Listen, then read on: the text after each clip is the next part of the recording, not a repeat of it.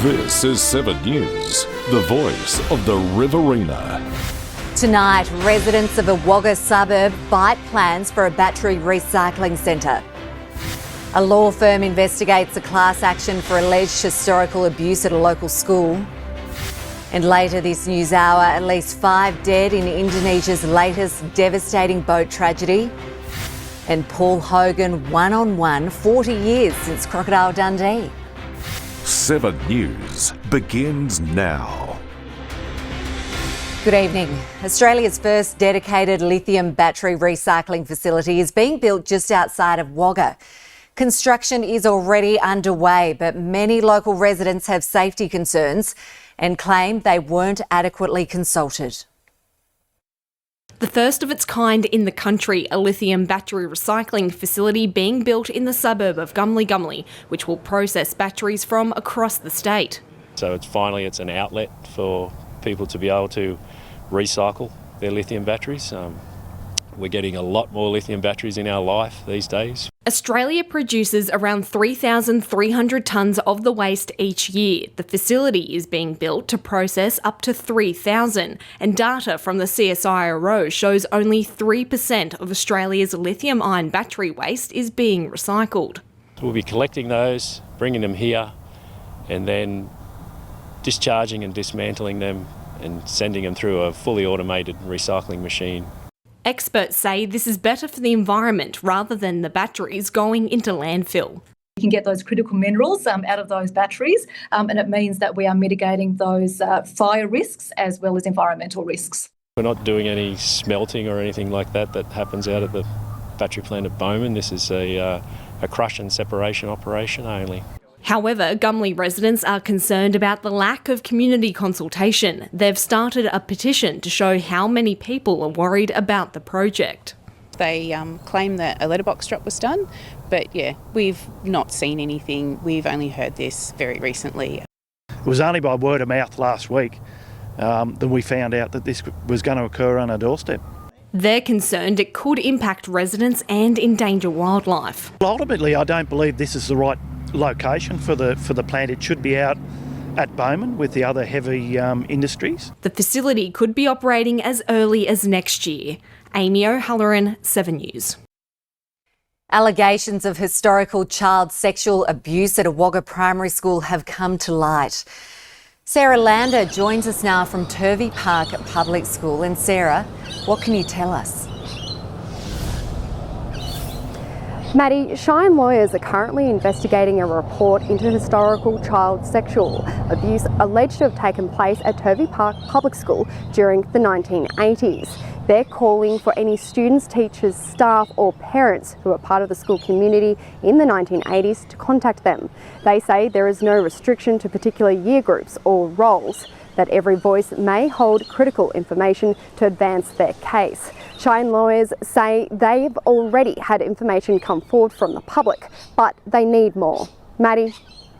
Thanks for the update, Sarah. That's Sarah Lander reporting there in Wagga for us tonight. And if this story has raised concerns for you or anyone you know needs support, you can contact Lifeline on 13 11 14.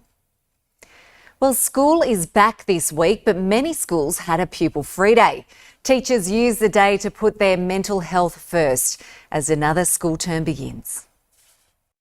One last day of preparation before it's back to the classroom for the city's teachers. Looking forward to getting back into the swing of things. It's going to be a really intense 10 weeks. But it was their wellbeing front of mind before students returned for Term 3. Around 900 staff members from across Wagga's 22 government schools packed into Wagga High's hall this morning.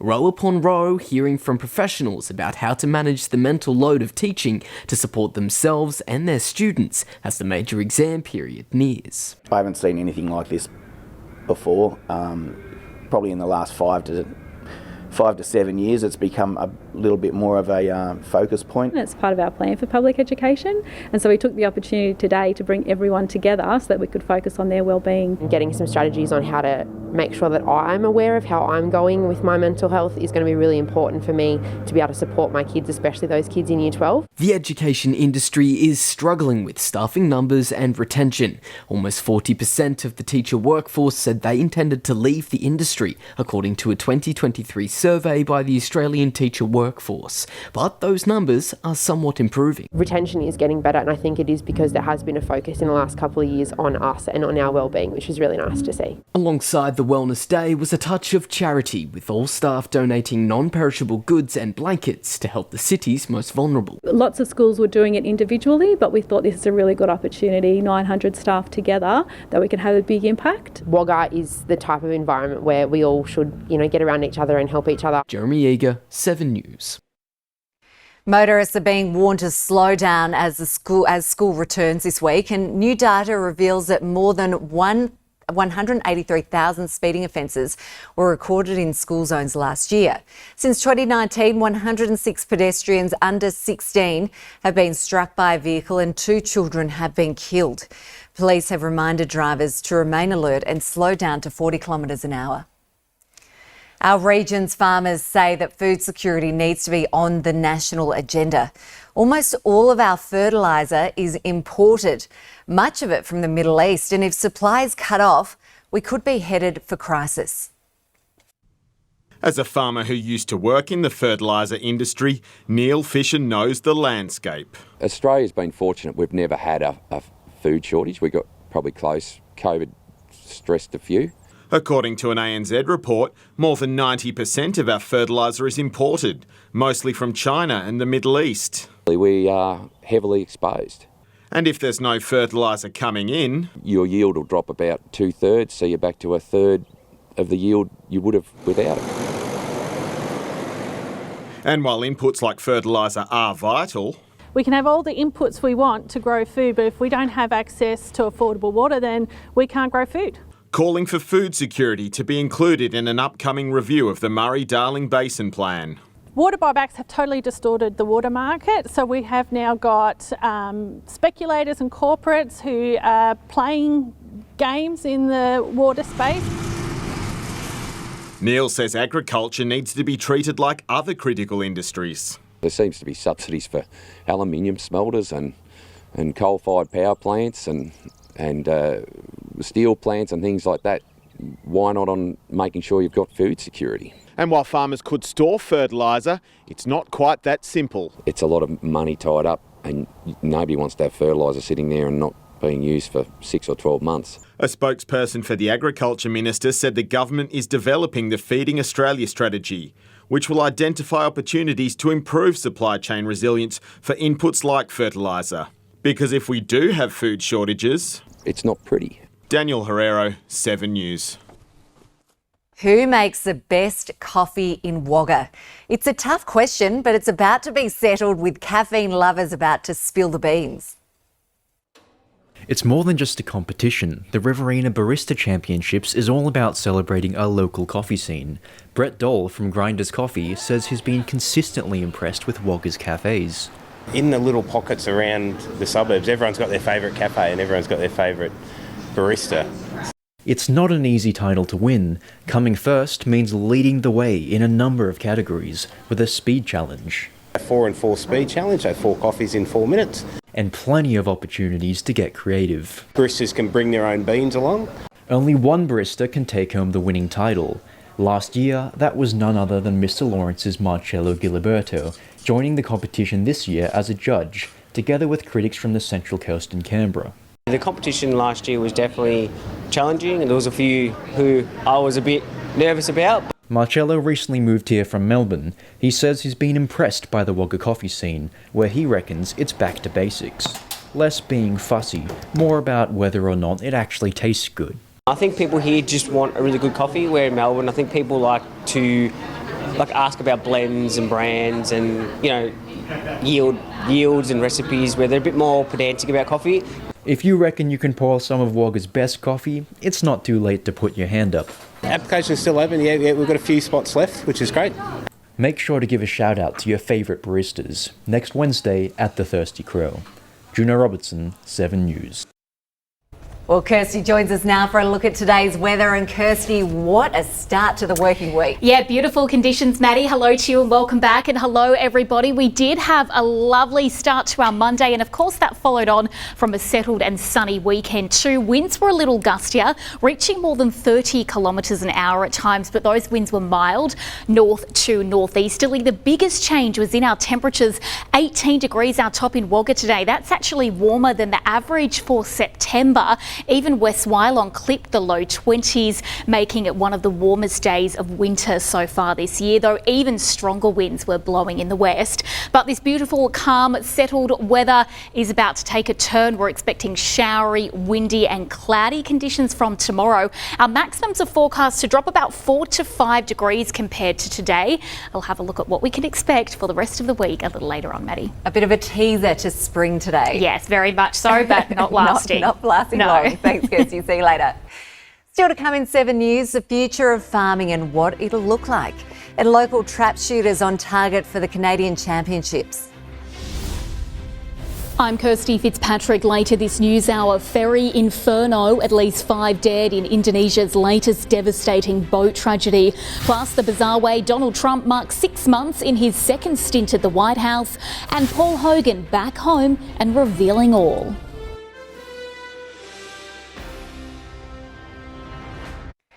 The first steps are being taken to roll out the next stage of the Reconnecting River Country program.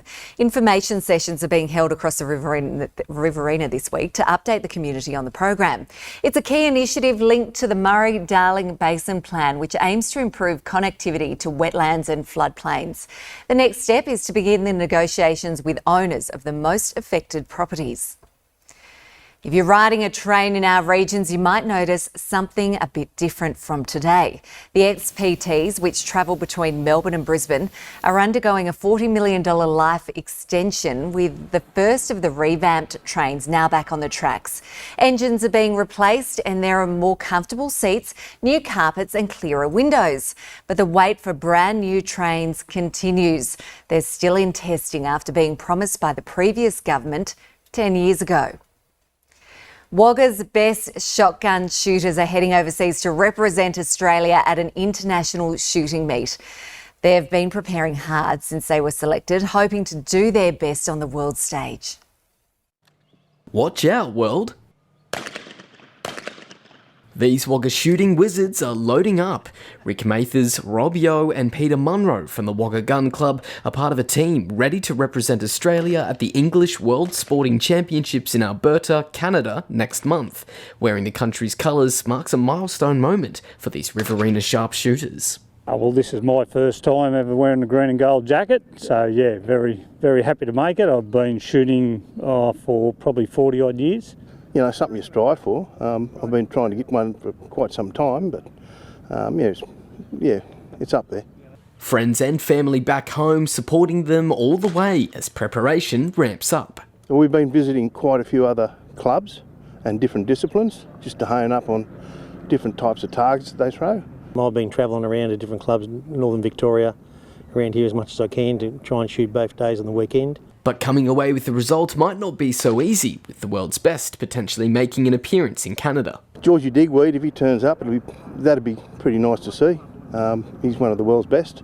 I don't know if he's going to shoot there, but it'd be good to see. And there's a couple of good American shooters too. We're just going to go and do our best and represent Australia. All you can ask is to shoot the best you can. The competition starts in mid-August. Jeremy Eager, 7 News. Still to come in 7 News, Cootamundra snags a former coach to continue its rugby league comeback next year, and East Wagga Coringal cements its place at the top. Tomorrow on Sunrise, mist, mould, the surprising places that might be lurking in your home and how to get rid of it for good. Plus, feed the family on a budget. Sarah Bell's cook once, eat twice meals that will save you time and money. See you in the morning. More than a decade after leading his hometown rugby league team for the first time, Luke Berkery will reprise the role of Cootamundra coach. Berkery became the youngest player to ever coach the Bulldogs when he was appointed to the helm alongside Aaron Byrne in 2015. He'll fly solo next season, replacing David Burtress in the top job.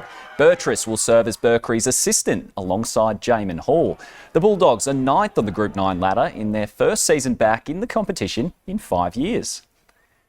East Wagga Coringal has all but wrapped up the Farrer Football League Minor Premiership after claiming a commanding victory over Temora. Tempers flared in the top of the table showdown, but the Hawks managed to maintain their composure. East Wagga Coringal has one hand on the Farrer Football League's minor premiership after coming out on top of the heated battle against Temora at Nixon Park. Tensions boiled over late in the second quarter as Roos midfielder Lachlan Leary lay on the ground. This looks quite ugly. Cornell remonstrating with the opponent. A runner was shown a yellow card in the wake of the scuffle, but all players remained on the field. The Hawks finished the fiery term with 7 straight goals. This time just slots it nicely and has another one for the Hawks. Vice-captain Jared Turner was in impressive touch for the Hawks with the season equalling 3-goal haul. Andrew Swan topped the sheet with 5 majors. Extends the margin back out to 43. Swan leads the league's goal-kicking tally with 63 ahead of Roos star Jock Cornell, who booted 4 in the 47-point loss to East Wagga. The Hawks are now a win clear at the top of the ladder with 3 rounds remaining. Madelaine on the last line. And it is Swan with a soccer kick. Temora will be looking to bounce back against Collignon, while unbeaten East Wagga will be on the hunt for a 14th consecutive win when it hosts the Rock on Saturday. The reigning premiers remain in 5th after recording a crucial victory over CSU. Barista posted its 2nd win of the season after outplaying North Wagga, and Mara maintained touch with the top 5 after defeating Collie. Steph Muir, 7 News. Turning to netball now, and Temora has kept its minor premiership dream alive with a 5-goal win over East Wagga. It's the 7th win on the trot for the Kangaroos, who are 2nd on the ladder behind Mara. The pair are locked on 22 competition points apiece and will meet in the final round of the competition on August 9. Northern Jets, a 3rd, a win off the pace. The Bombers extended their winning run to 11 with a 33-goal victory over Collignon. Temora's 39-34 victory ensured a memorable finish to Hawley Derrick's 100th game for the season. The reigning premiers have charged to the top of the Southern Inland Rugby Union ladder after another dramatic grand final rematch. Wagga City was a man down after just 27 seconds, and Waratahs weren't able to let their rival off the hook again this year. Deja vu of the worst kind for Wagga City, forced to tackle the reigning premiers with 14 men for the 2nd time this season. When we had our opportunities, we took them really well. Obviously pretty disappointing early in the game for City to lose a guy to a red card, so it sort of changed the dynamic of the match a bit and created a few opportunities for us out wide. Back in round 6, the Boiled Lollies played the entire second half a man down, but still managed to record a 10-point win over Waratahs. They wouldn't manage to repeat the feat at Connolly Park, with Waratahs becoming the first club to defeat Wagga City this season.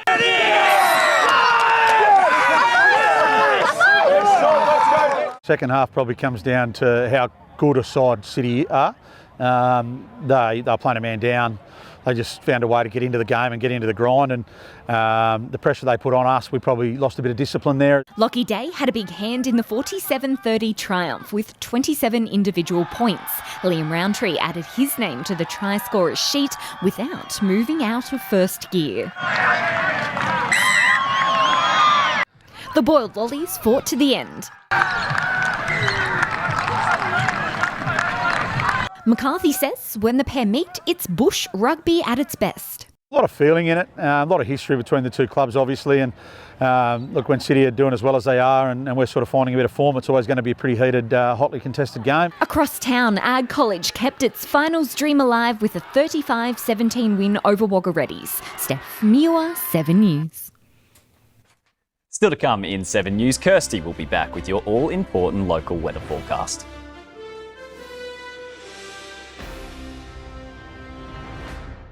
Good evening, everyone. We had a nice start to the week, but conditions will take a turn from tomorrow. A cold front is moving into New South Wales, bringing unsettled conditions through Tuesday and Wednesday. This system is very fast moving though, so we will start to see sunshine again midweek, but it's before the next wet weather system arrives as we head into Friday. Now, around 40 to 60 millimetres could fall over inland regions across the next 7 days, with around 25 millimetres along parts of the coastline. Tomorrow looking like quite a grey day for most of us, a big change from today's mostly sunny skies. We're expecting showers right across the day with possibly heavy bursts mainly into the mid-afternoon.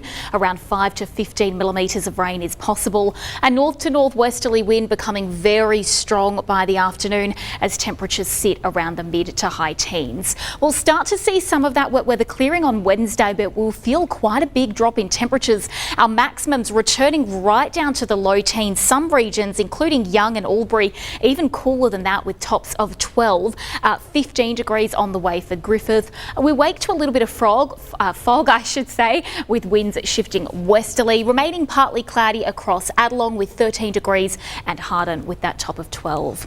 More settled weather returning our way on Thursday before the rain ramps up again towards the weekend. Frost around in the morning as those minimums drop right back below freezing for many. Partly cloudy, a milder breeze during the day. 13 our top for Grenfell, and in Tumut a top of 14 degrees. To the 7-day outlook, while conditions are looking okay for the middle of this week, they'll take a turn, I should say, again from Friday, with wet weather ramping up as that low pressure system moves into the region. We're expecting widespread showers. A very wet weekend on the way, following quite a rainy day tomorrow too, Maddie. Winter hasn't gone anywhere. No, it certainly hasn't. Kirsty, see you later.